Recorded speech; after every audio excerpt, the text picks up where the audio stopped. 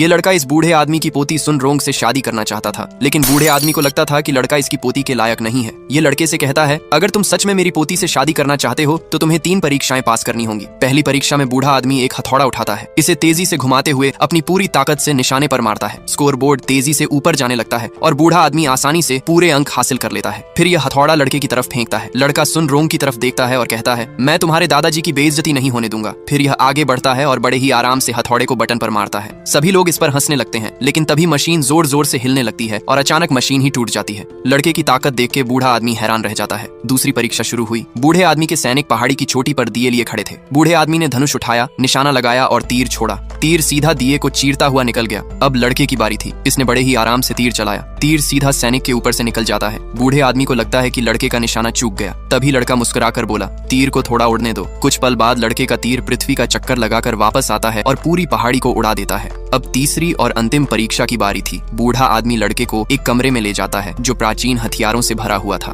बूढ़ा आदमी एक हथियार उठाता है और लड़के से कहता है, अगर तुम मेरी पोती के काबिल हो तो तुम्हें मुझे लड़ाई में हराना होगा। ये लड़के को हथियार चुनने के लिए कहता है। लड़के को समझ नहीं आती ये कौन सा हथियार चुने। ये यूं ही एक पास रखी लाठी उठा लेता है। जैसे ही इसने लाठी उठाई, बूढ़ा आदमी हैरानी से अपना हथियार नीचे गिरा देता है। लड़के ने अनजाने में स्वर्गदंड उठा लिया था, जिसे हजारों सालों से कोई हिला भी नहीं पाया था। इसका वजन था 13,500 किलो, जिसे उठाना नामुमकिन था। सभी लोग, यहाँ तक कि बूढ़ा आदमी भी तुरंत लड़के के आगे झुक गया और लड़के की शादी अपनी पोती के साथ कराने के लिए मान गया।